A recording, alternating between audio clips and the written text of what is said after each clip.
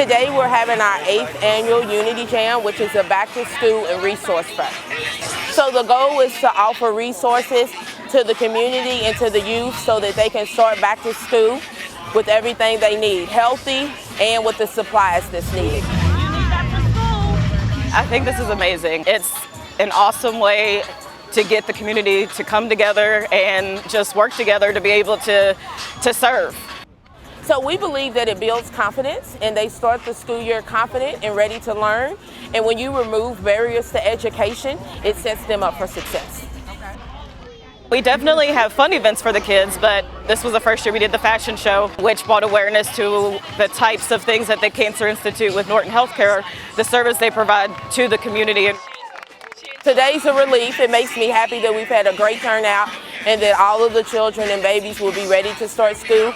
But it also makes you proud because all of the work and the commitment and the planning turned out to be a great day.